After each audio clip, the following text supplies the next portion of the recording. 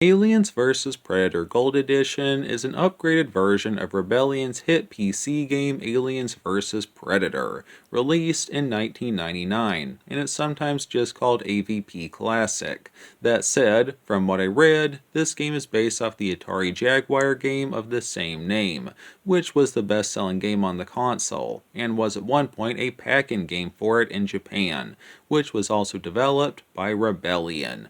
But that is not what we're here to look at. We are here to look at the 1999 PC game 27 years later. I like to start my videos on positive notes, so I'll go ahead and say that this game is quite reasonably priced, with the normal version being only $6 on Zoom platform, and the gold edition being $4 more. And in times where big companies are asking $80 for half a game that's littered with DLCs and microtransactions, both of these prices are very reasonable. Also, this game looks pretty good graphically, and it even does support modern Xbox controllers, although I thought it was a bit clunky, and I just use keyboard and mouse. Still, a pretty nice feature. And this almost 30-year-old game has modern screen resolutions, so a big plus there. Now for gameplay. Being honest, I feel like this game was designed for the more hardcore fans of the Alien and Predator franchises, which I think makes this game a bit harder for me, a more casual fan, to review. But I will do my best. This game is broken up into 3 separate campaigns: Aliens, Marines, and Predators, and the Predator was my favorite of the 3, and I'd read a couple places that a lot of people agree with me, and this game is worth buying solely for his story mode alone. That's how good it is. That said, the story itself wasn't much to get hyped for. Something about a predator looking for another pred that was captured by humans while hunting a giant xenomorph. Or something like that, but for the gameplay, it was amazing.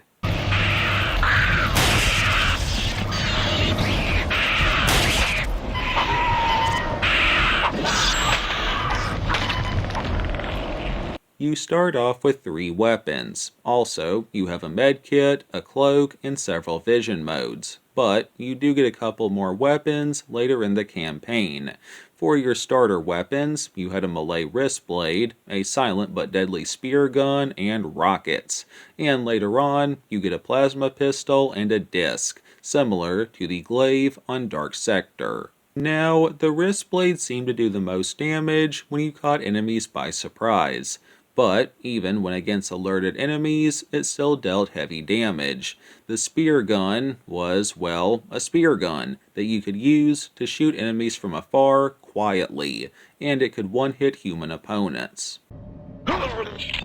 Of course, it has limited ammo, but outside of the final boss, you probably won't use all of your rounds unless you're pretty careless. That said, you can't use the spear gun while cloaked, as this goes against the Predator Code of Honor. You can melee while cloaked though, more on that soon. And the same thing goes for the rocket launcher in regards to using it while cloaked. Now, the rocket launcher could also one-hit human foes, and it technically has unlimited ammo because it draws from your recharging energy, which I'll discuss once I'm done with weaponry.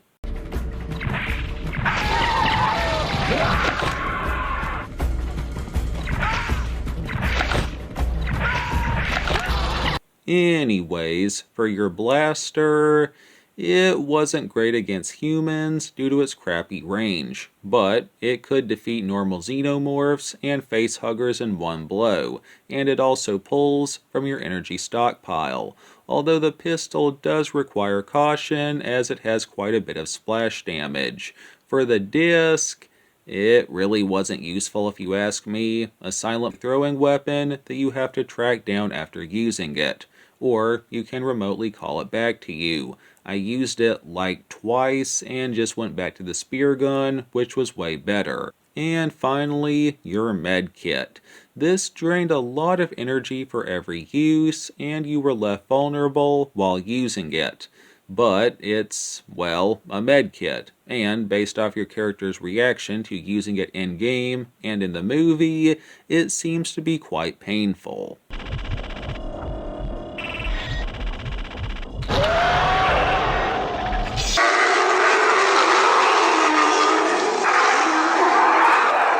That said, it technically has infinite use thanks to your recharging energy, which I'll finally cover. It's more or less a recharging battery, with your cloak, med pack, and some weapons drawing energy from it. It's constantly recharging when not in use, and you can sometimes find energy packs to instantly refill it to max.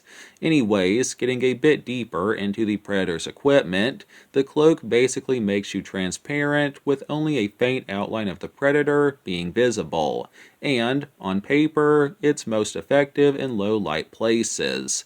In reality, I would sometimes use it in well-lit areas, and enemies would not see me at point-blank range. Other times, I would use it in near pitch-black areas, and NPCs would see me instantly. So a pretty cool gadget that only kind of worked. When it worked, the cloak was awesome.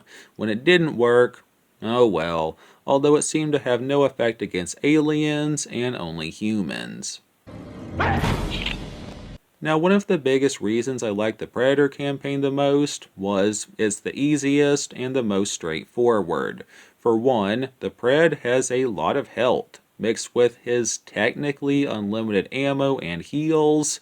Well, this makes him pretty easy to use, although he can still be one-hit by annoying facehuggers. But he was way easier to play with than the Marine, who has very little HP, and the Xenomorph, whose movement style kinda threw me off, and the Predator level design is pretty straightforward, unlike the other two species, which could be a bit screwy at times.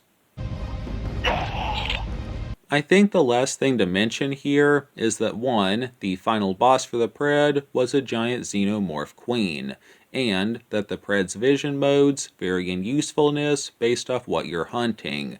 Like, one vision mode makes Xenos stand out, while another makes humans stand out. Kinda just comes down to what you want.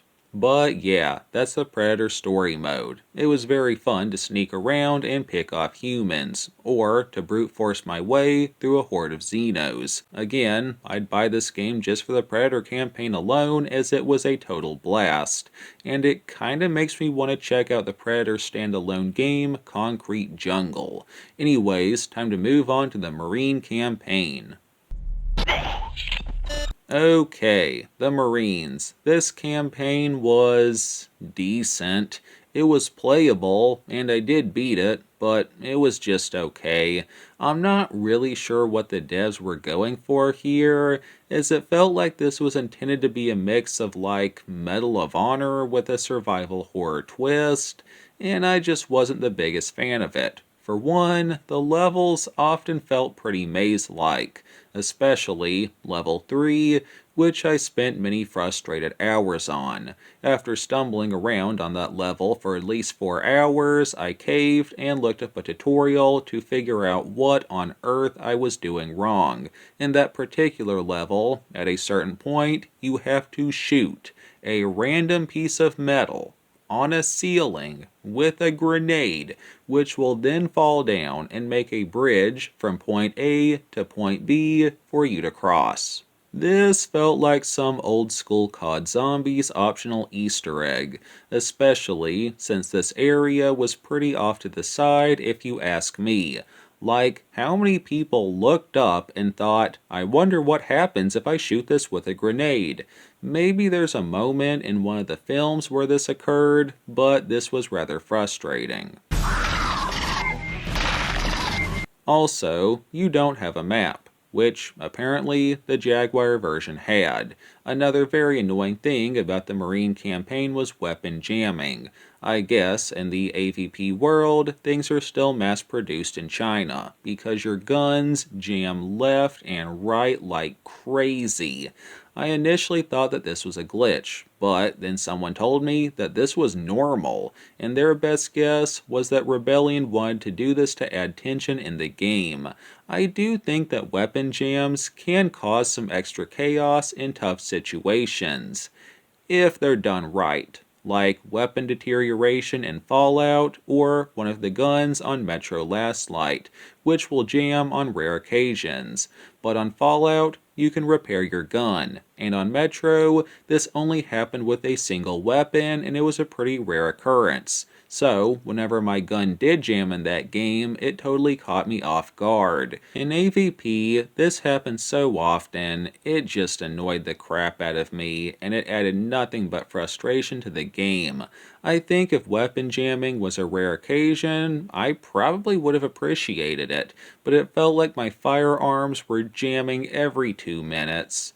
Just no. But all of this I could put up with.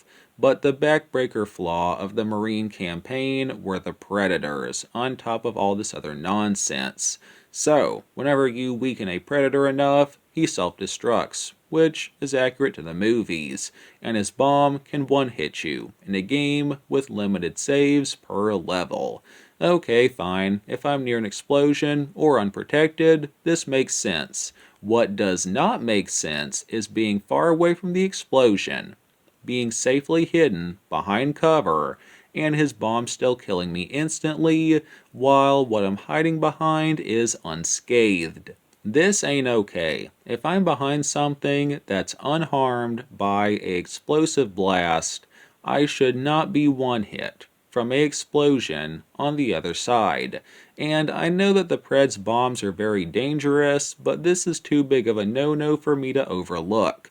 In both gaming and real life, if I am hiding behind something that is strong enough to deflect all damage from a blast, I should not be taken out in a single hit if I'm on the other side, and this game just crossed a line here. After this happened several times, I turned the game down to easy so that I wouldn't have to deal with this, because that was just going too far and adding challenge. And I do get it. This is supposed to be a tough campaign.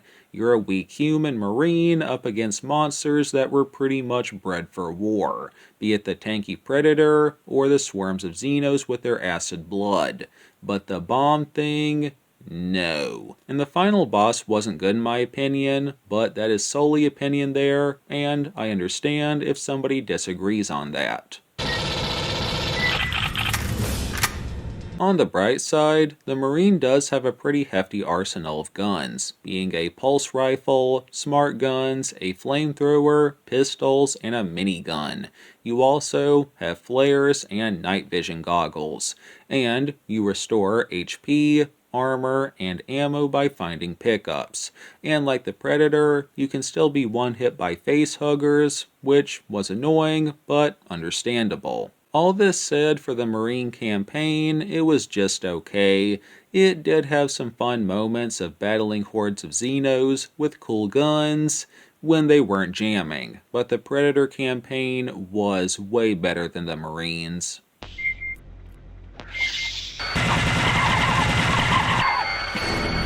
And that leaves us with the Alien campaign.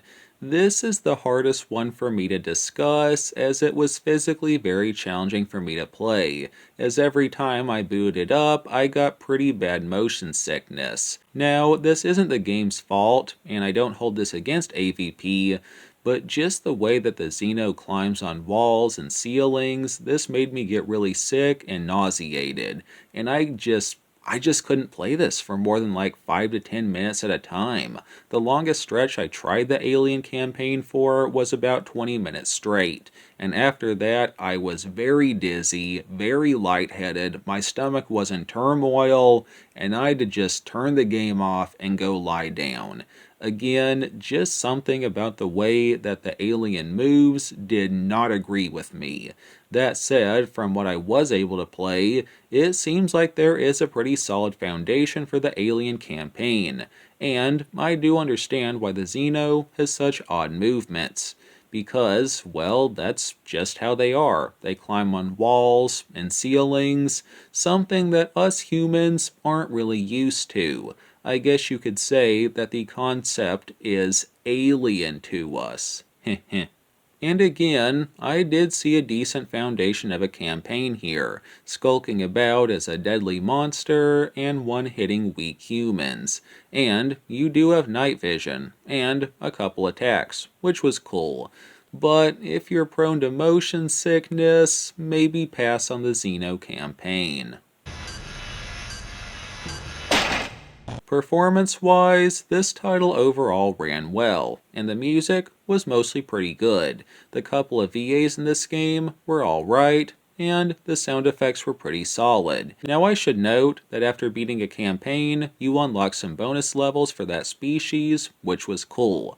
And this title also has a horde survival mode called Skirmish Mode, which was fun. Winding down my review, I did have a small beef with AVP, being that you cannot adjust the screen brightness from the main menu, which confused me a little bit. And in order to turn up the gamma, you have to go to the in-game pause screen, which was just odd. That's pretty much all I have to say in covering this game. For a final grade, I find AVP to be kinda hard to give a grade, because it's almost like trying to review 3 separate games at once, due to how different that the 3 offered campaigns are. And due to motion sickness, I just couldn't finish the Xeno campaign.